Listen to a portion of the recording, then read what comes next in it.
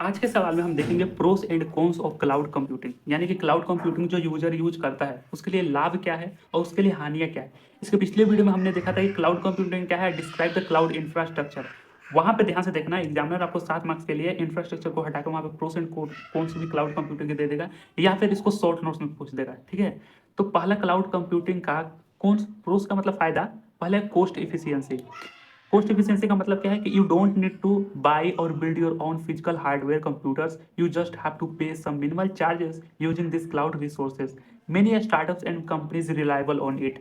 ये आप लिख सकते हो बिल्कुल कि जैसे कि मुझे अगर ध्यान से कॉस्ट इफेक्टिव किस सेंस में हुआ, जैसे कि मैं एक छोटा इंसान हूँ, मुझे मान के चलो 128 GB स्टोरेज चाहिए। ठीक है, और मैंने ले लिया 256 GB का स्टोरेज, तो एक फिजिकल डिवाइस ले लिया। पहली बात कि 128 GB तो मेरे यूज नहीं होंगे, आधा रिसोर्सेज को तो मैं यूज नहीं कर रहा हूँ, तो मेरे लिए ज़्यादा महंगा पड़ गया। दूसरी, उसको टूटने का भी तो डर है। मेमोरी कार्ड खरीदा तो उसको टूटने का भी डर है, मुझे उसका मेंटेनेंस में ध्यान से देखना पड़ेगा।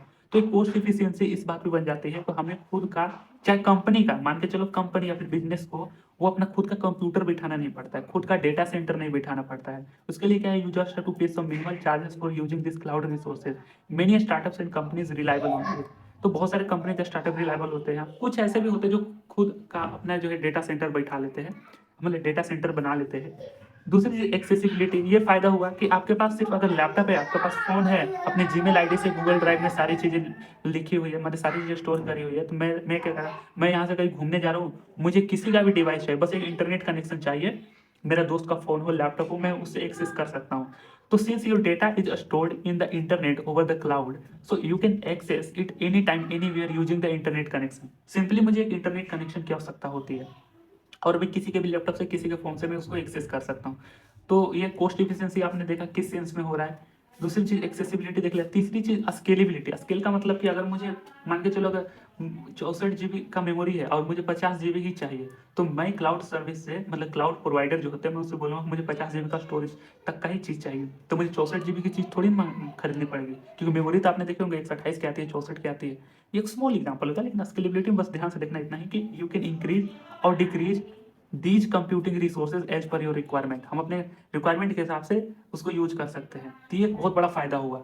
ठीक है, ऐसा नहीं कि कई बार क्या होता है कि बहुत सारी कंपनी खुद की तो पावर प्लांट बैठा लेते हैं, लेकिन कई बार क्या होता है कि बिजली के खर्चे, वो सारे खर्चे तो है ही, साथ में वो पूरा रिसोर्सेज का यूज नहीं करते हैं, वो आधा या 80% इस रिसोर्सेज का यूज करते हैं। तो इस केस में उनका 20-25% तो चीज़ें लॉस हो रही है, वो घाटे में जा रहा है ना। तो स्केलेबिलिटी का भी फायदा है कि जितना आवश्यकता हो आपकी, उतना ही कंप्यूटिंग रिसोर्स का यूज कर सकते हैं। कंप्यूटिंग रिसोर्स का मतलब क्या हुआ, वही नेटवर्क, सर्वर हो गया, एप्लीकेशन हो गया, सॉफ्टवेयर हो गया, बिल्कुल। तो वो सारे कंप्यूटिंग रिसोर्स कहलाते हैं। चौथा एक डिजास्टर रिकवरी, कि मतलब कि over the internet your data have multiple copies and backups. If any power plant और इंफ्रास्ट्रक्चर गेट कोलैप्स्ड, मतलब collapsed by any disaster, despite of this, इसके बावजूद भी cloud service provider recover your data. तो ये जानते हो कि क्लाउड कंप्यूटर के इंफ्रास्ट्रक्चर में हमने देखा कि एक बड़ा सा डेटा सेंटर होता है जो फिजिकली अलग अलग जगहों को देखकर लगाया जाता है, जिसमें बहुत सारे कूलिंग नॉइजी तो सारे होते हैं, लेकिन कई बार कोई डिजास्टर आ गया, बाढ़ आ गया, भूकंप आ गया, जो भी चीजें आ गई, तो वो तो आप डेटा सेंटर को कोलैप्स होके वो तो खत्म हो गया। लेकिन ये क्लाउड प्रोवाइडर आपके डेटा को मल्टीपल कॉपीज भी रखते हैं। अब जैसे आप अपनी कंपनी में एक डेटा सेंटर बैठा है, भूकंप आ गया, वो टूट गया, तो आपके पास कॉपी होंगी उस डेटा की? नहीं होगा। ध्यान से देखना, जब भी किसी चीज को, डेटा को रखना होता है ना, तो फिजिकल डिवाइस में ही रहता है। यही क्लाउड प्रोवाइडर क्या करते हैं, उनके पास पैसे खूब ज्यादा होते हैं, तो वो इस रिसोर्सेज को आपको प्रोवाइड करते हैं और आप इसके लिए कुछ मिनिमम चार्जेस देते हो, तो ये आपको बैकअप भी प्रोवाइड करते हैं। ये पढ़ लोगे, बहुत सारी इजी है, ये चीजें हम समझ भी रहे हैं। अगला एक कौन सी, इसके हानि क्या क्या है।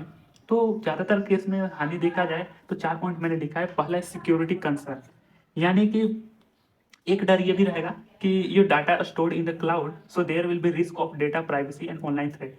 ये हो सकता है इसलिए क्योंकि आपका जो फोटो है, आपका जो वीडियोस है, आपने अपने कुछ चीजों को उस पे रखे हैं इंटरनेट पे, तो वहां पे भी तो कोई लोग आपको फ्रॉड कर सकते हैं, कोई ऑनलाइन थ्रेट दे सकता है। जैसे केस में कोई इन्फ्लुएंसर हो गया, समझ रहे हो, तो इन्फ्लुएंसर भी तो उनको फेस करना पड़ सकता है कि कई कोई उनको मैनिपुलेट कर रहा है, समझ रहे हो। तो कुछ इस तरीके से चीजें हो सकती है कि आपका डेटा जो स्टोर होता है क्लाउड पे, तो वहाँ पे जो है प्राइवेसी रिस्क का या ऑनलाइन थ्रेट का खतरा हो सकता है कि मेरे पास, आपके पास सेंसिटिव इन्फॉर्मेशन, मुझे इतने रुपए दो, नहीं तो मैं तुमको छोड़ो। उसके बाद लिमिटेड कंट्रोल, जाहिर सी बात है कि user have less control over the infrastructure and data management.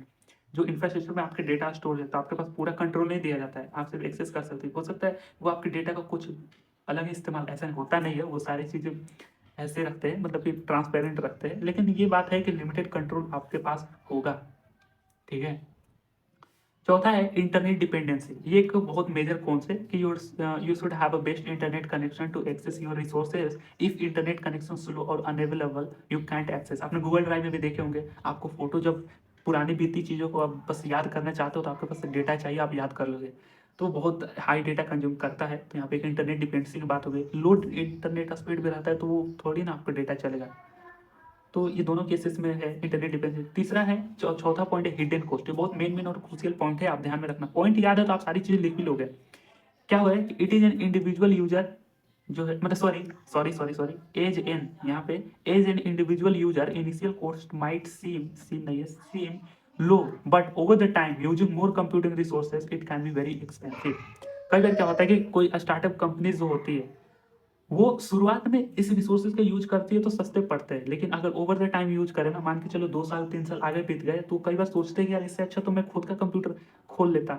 जैसे आप हो गए, जैसे मैं हो गया, अब मैं बार बार रन को, मतलब किसी एप्लीकेशन को बिल्ड करना हो तो मैं बार बार सॉफ्टवेयर के लिए पे चार्ज करूँ, इससे अच्छा कि मैं एक खुद ही अपना एक बड़ा सा सॉफ्टवेयर खरीद लेता हूँ, अगर मुझे 2 साल 3 साल 5 साल लॉन्ग टर्म के लिए यूज करना है।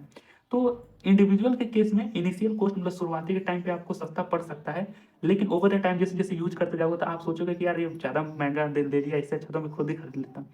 तो resources can be very expensive over the time, long time में। तो ये कुछ कॉन्स हो गए और ये कुछ प्रॉफिट हो गए क्लाउड कंप्यूटिंग। ये सिंपल था, कुछ ऐसा था नहीं मुझे लगता है। तो ठीक है, बाय।